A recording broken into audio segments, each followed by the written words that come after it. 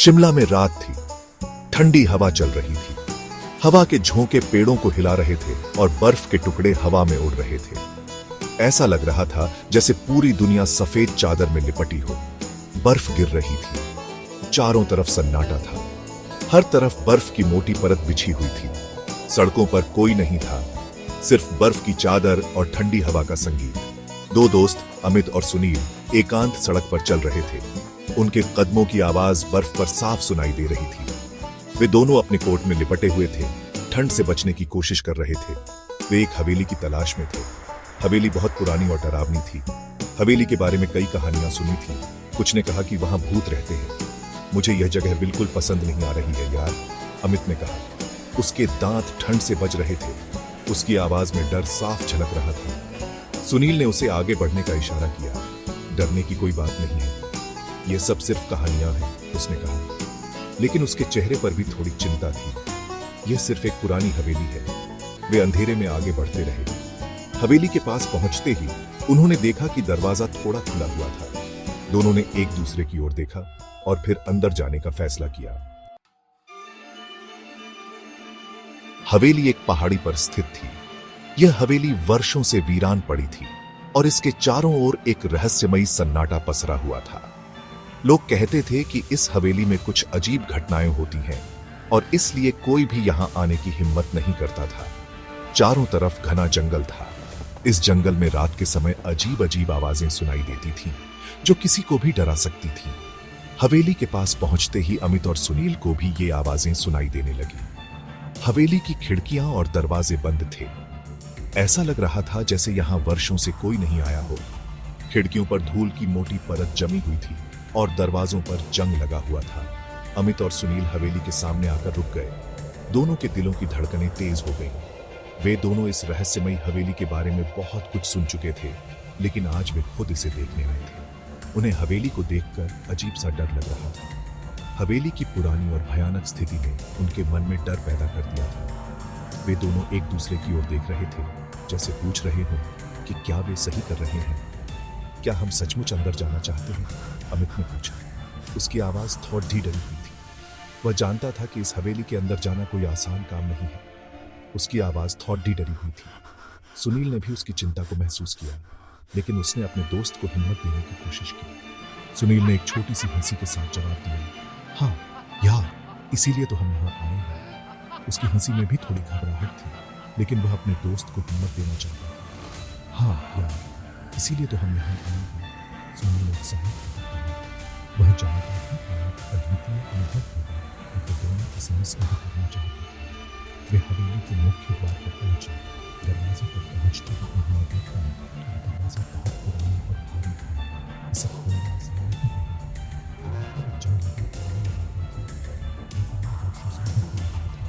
इसे खोलने के लिए कुछ खास करना होगा। वे दोनों एक दूसरे की ओर देख रहे थे, जैसे पूछ रहे हों कि अब क्या करें। सुनील ने अपने बैग से एक लोहे की छड़ निकाली। उसने ताला तोड़ने की कोशिश की। ताला टूट गया और द्वार खुल गया। एक ठंडी और बांसी हवा उनके चेहरे से टकराई।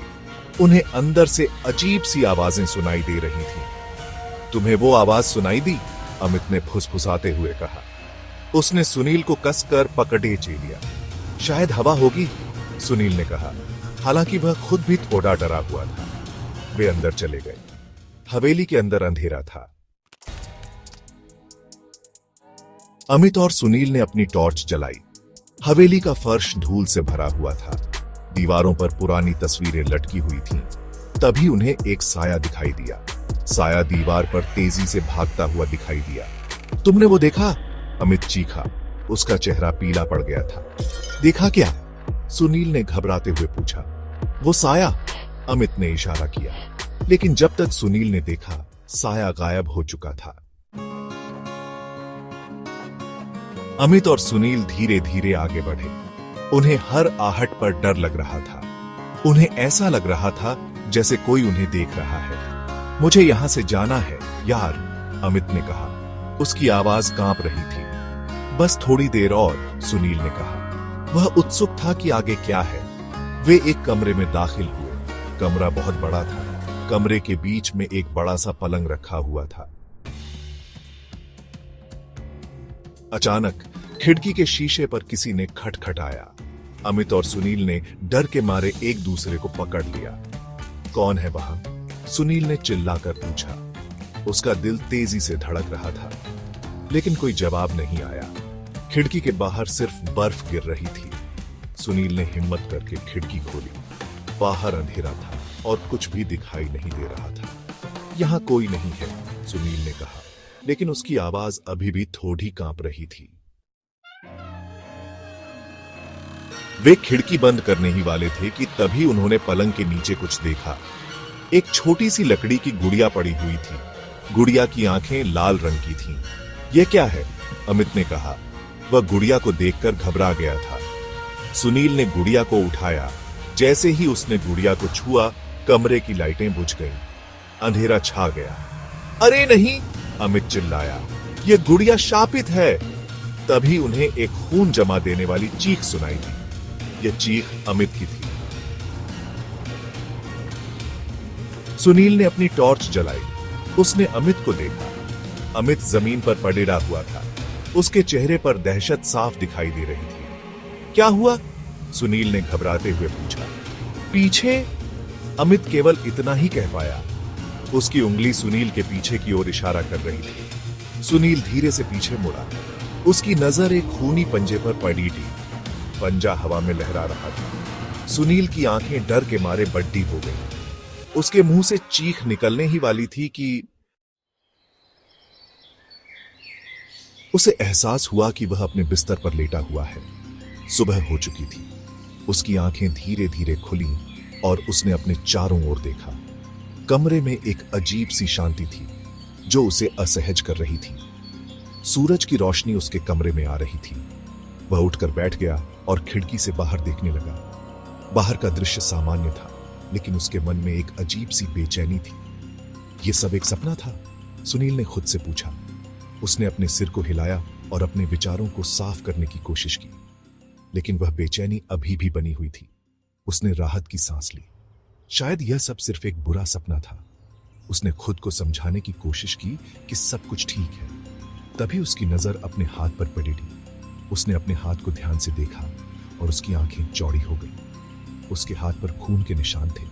वह घबरा गया और जल्दी से अपने हाथ को साफ करने की कोशिश करने लगा।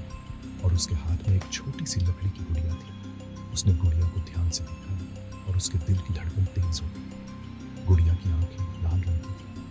वह गुड़िया को देखकर डर गया और उसे फेंकने की कोशिश की। सुनील की आंखें डर के मारे बड़ी हो गई। उसने अपने चारों ओर देखा, लेकिन कमरे में कोई नहीं था। उसके मुंह से एक खून जमा देने वाली चीख निकली। वह बिस्तर से कूदकर दरवाजे की ओर भागा और फिर सब कुछ शांत हो गया। कमरे में सिर्फ उसकी तेज सांसों की आवाज गूंज रही थी। सुनील ने दरवाजे को बंद कर दिया और दीवार के सहारे बैठ गया। उसके मन में कई सवाल थे, लेकिन जवाब कोई नहीं। वह समझ नहीं पा रहा था कि सब क्या हो रहा है। उसकी आंखों में डर और उलझन साफ झलक रही थी। क्या यह सब एक सपना था या हकीकत? वह नहीं जानता था, लेकिन एक बात साफ थी, उसकी जिंदगी अब पहले जैसी नहीं रहेगी।